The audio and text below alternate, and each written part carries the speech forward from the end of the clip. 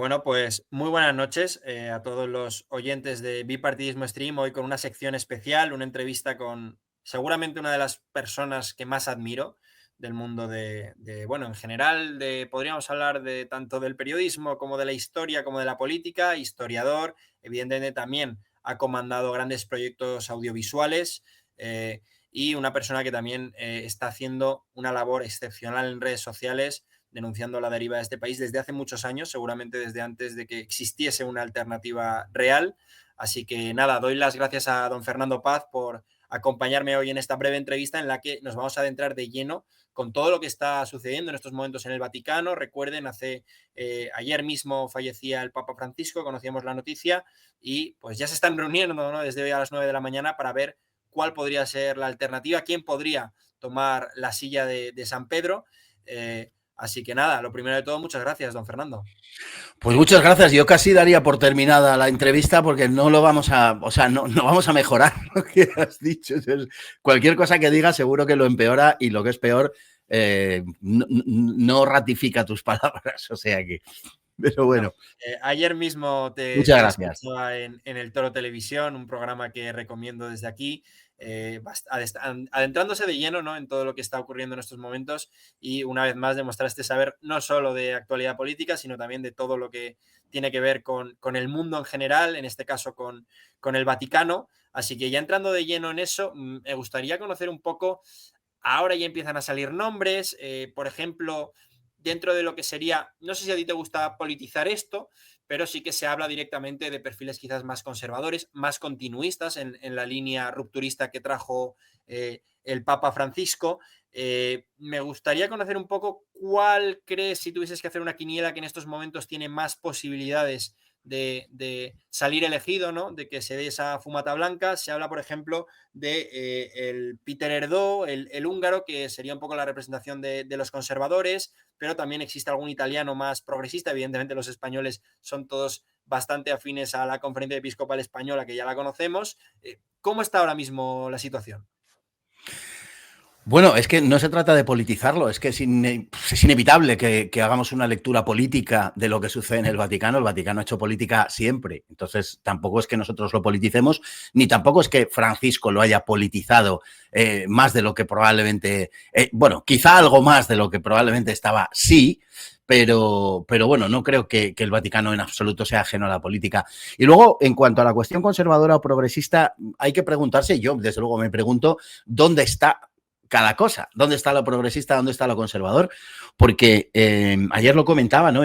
Yo cuando vi, en fin, cuando todos, hace 12 años, comenzamos a observar la trayectoria del Papa elegido, de Bergoglio, en fin, sus encíclicas que vinieron después, sus palabras, la manera de dirigirse al pueblo católico, de dirigirse al mundo, etcétera, a mí no me pareció precisamente rupturista, a mí me parecieron modos muy viejos.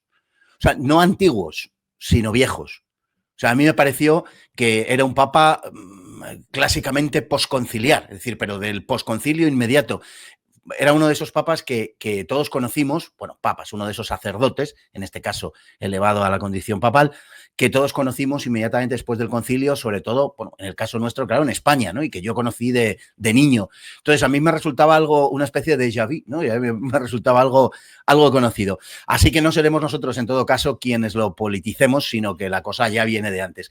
Pero bueno, aceptando los criterios más convencionales que clasifican en conservadores y progresistas a unos y otros en función de su posición con respecto a la tradición, al magisterio, etcétera, y clasificando, lógicamente, como progresista a Francisco, efectivamente creo que hay evidentemente cardenales, progresistas y conservadores, y no podemos dejar de anotar una primera cosa para empezar, y es que Francisco nombró 149 cardenales. 149 cardenales en un papado de 12 años. Pensemos que en el de Juan Pablo II, que abarca desde el 78 al 2005, creo que se nombraron 41 o 42, no recuerdo exactamente ahora mismo, pero en fin, menos de una tercera parte, menos de un 30% o un 30% de los que nombró Francisco, y Benedicto XVI pues me parece que nombró 60, 62, una cosa así, es decir, que ni los dos juntos llegan a vamos, están por las 2/3 partes de los que nombró Francisco, con la evidente intención, claro, de dejar un legado que condicione la elección del próximo Papa. No obstante, no olvidemos que Francisco es la consecuencia de los cardenales que a su vez habían elegido tanto Juan Pablo II como Benedicto XVI. O sea que, en fin, todo hay que decirlo, porque hay muchos cuestionamientos que no podemos restringirlos solo al Papa recientemente finado, sino que vienen de lejos. Y, bueno, aceptando, digamos, esa división, pues sí podemos decir que hay, bueno, dos grupos, o yo diría con todos sus matices, que incluso tres, ¿no? Hay un grupo muy progresista, circunscrito básicamente a Norteamérica, a Canadá y a Estados Unidos. Hay un grupo más conservador que, bueno, no está circunscrito, pero sí está muy bien representado por los africanos. Y que ya es curioso, pero es así. Y hay un grupo más de consenso, para entendernos con matices, que estaría representado por los europeos y sobre todo por los italianos. Y luego hay algunos en medio que son, desde mi punto de vista, estimables, como papables tanto por las posibilidades como por sus cualidades, en donde estaría, por ejemplo, por empezar por el primero, el húngaro, ¿no? El húngaro Péter Erdő, que es el primado de Hungría, que es una persona muy, en fin, con mucho peso intelectual y que es un hombre que ha tenido mucho contacto con las iglesias ortodoxas. Sabemos dónde está situada geográficamente Hungría y tiene una enorme cercanía al mundo ortodoxo, ¿no? A un ecumenismo bien entendido, para que se me entienda también a mí, ¿no? Creo que es uno de los candidatos que podrían ser, es, bueno, de matiz conservador, podríamos decir.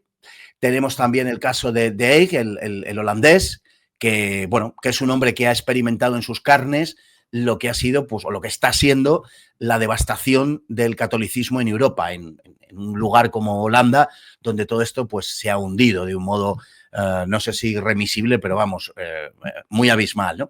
Y que es, bueno, se ha posicionado de una manera, quizá le pasa un poco lo de Sará en África, ¿no?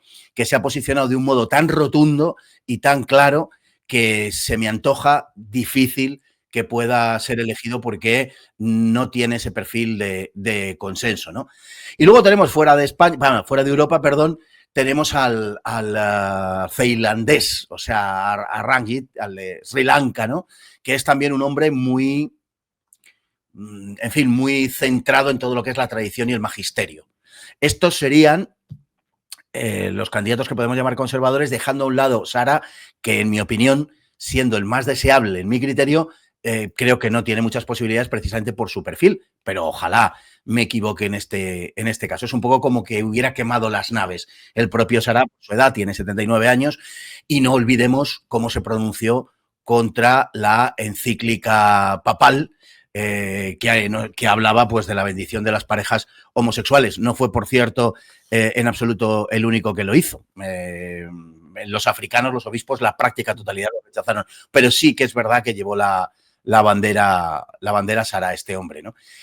Luego hay otros que son los candidatos, bueno, antes he nombrado los candidatos de progresistas, digamos, que serían McElroy, por ejemplo, Hellerich y Kupich. Y son, bueno, pues los norteamericanos, los dos.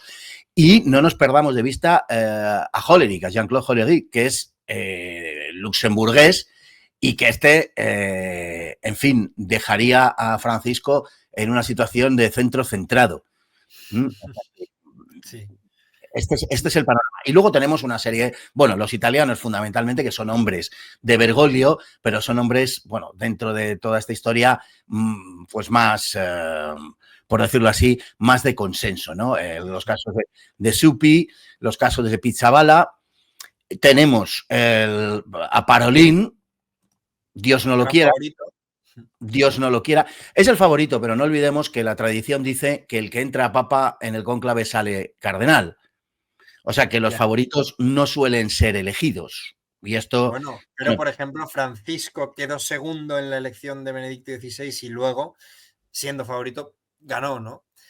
Sí, lo que pasa, Unai, es que, a ver, con Francisco no podemos omitir este pequeño detalle. Con Francisco hubo una maniobra previa, y lo digo porque esto es público, y no tiene nada de conspiranoico, ni tiene nada de extraño, ¿no? Hombre, sí tiene de extraño, pero no la noticia en sí, sino el hecho.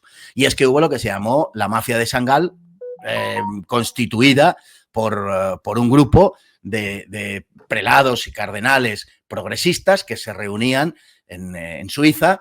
Ellos mismos se autodenominaron mafia públicamente, no es un epíteto que yo les cuelgue, no es un cartelón que yo les ponga para descalificarlo, sino que ellos mismos se denominaron así, el propio Daniels, que era el que urdía todo esto, y que fueron los que realizaron las maniobras para que Francisco fuese elegido papa. Por tanto, hay que tener en cuenta que esto además contraviene todo el derecho canónico. No solamente la tradición, sino el derecho. No se puede hablar, no se puede acordar con anterioridad a quién hay que elegir. Este comportamiento mafioso, que ellos mismos definieron como tal, bueno, pues está ahí y explica la elección de Bergoglio, ¿no?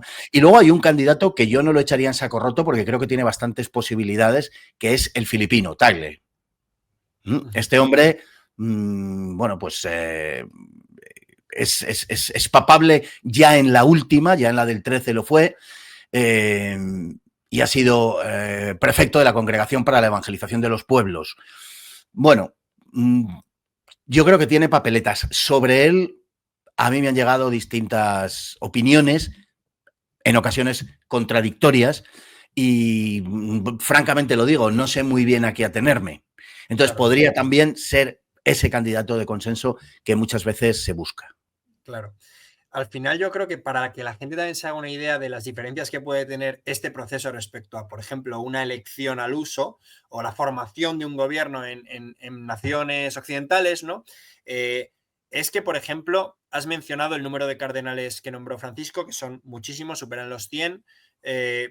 Sin embargo, no necesariamente se va a elegir por mayoría a alguien que tenga un perfil ideológico similar, ¿no? Es cierto que es inevitable al final mezclar el tema ideológico, que al final además en el mundo actual está más presente que nunca en la vida pública, con el tema espiritual, pero por ejemplo a Benedicto XVI, más allá de lo que has comentado de aquella mafia, le sucedió el Papa Francisco, y a día de hoy, incluso habiendo nombrado tal cantidad de cardenales, si no me equivoco, cogiendo tanto a los aparentemente conservadores como a los que pertenecen a países africanos, sigue siendo mayoría la tradicionalista, por uno, si no me equivoco, ¿no?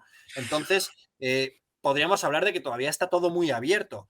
Hay un candidato que no me has mencionado y también quiero conocer tu opinión sobre él, que es Burke, el norteamericano, que de hecho, si no me equivoco, abiertamente ha defendido a Donald Trump.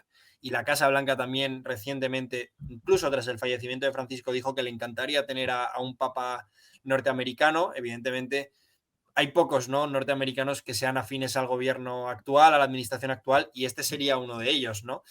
No sé si lo metes dentro de las quinielas. Yo ya he visto que algunos sí que dentro de lo que sería el top 10 lo incluyen, pero no en el top 5 de más posibles. ¿Cómo ves su candidatura? Pues lo has definido bien. Yo no lo metería entre los 10 primeros, sí entre los 5. Lo que pasa es que yo he hablado de los primeros de cada una de las sensibilidades, por decirlo así. Pero efectivamente sí es un candidato. Yo no le pondría el primero. Vamos a ver, lo que va a salir de aquí va a ser, bueno, siempre lo es de una enorme trascendencia, pero en este caso, por la coyuntura que atraviesa el mundo, va a ser particularmente importante.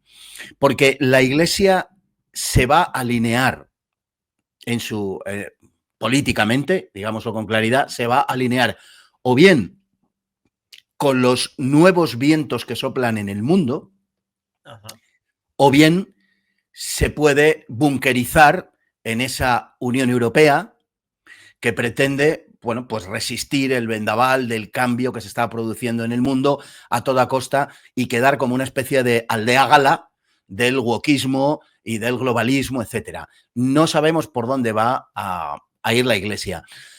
Se ha caracterizado normalmente por tener buen olfato en materia de política mundial, de política exterior. La Iglesia ha cometido algunos fallos. Ahí tenemos, por ejemplo, recientemente, en términos históricos, esa convocatoria del Concilio Vaticano II, más allá de los frutos del concilio no voy a entrar ahora en eso, pero que indudablemente fue motivado por una creencia errónea de que algún tipo de forma de comunismo estaba a portas, ¿no? Entonces, bueno, dejando ese caso aparte, sí que podemos decir que la Iglesia tiene muy buen olfato y vamos a ver por dónde se decanta. Yo estoy convencido de que los obispos que no son europeos, donde la fe está creciendo en algunos sitios como África, en donde, bueno, está creciendo, cuidado, por razones demográficas también, está creciendo porque esos países crecen demográficamente. También no desdeñemos tampoco la labor misional, pero fundamentalmente por razones demográficas. Ahora bien, lo cierto es que está creciendo. Y en esos países donde la fe crece y no decrece, como en Europa, en fin, de lo que están hablando ellos es de una oposición al lobby LGBTI, de una oposición a las oleadas migratorias que parten de sus países, empobreciéndolos radicalmente para enviarlos como parias a Europa, y están en una franca oposición a esas políticas que son las líneas maestras del pontificado recién terminado. ¿Qué va a pesar más? ¿Eso o algunos cardenales de la vieja Europa, vieja en el peor sentido, que pretendan, como digo, encastillar a la Iglesia, bunkerizar a la Iglesia en la defensa de las últimas posiciones progres? Pues vamos a ver precisamente, pero explicado en ese contexto es donde pasan las posibilidades de Burke.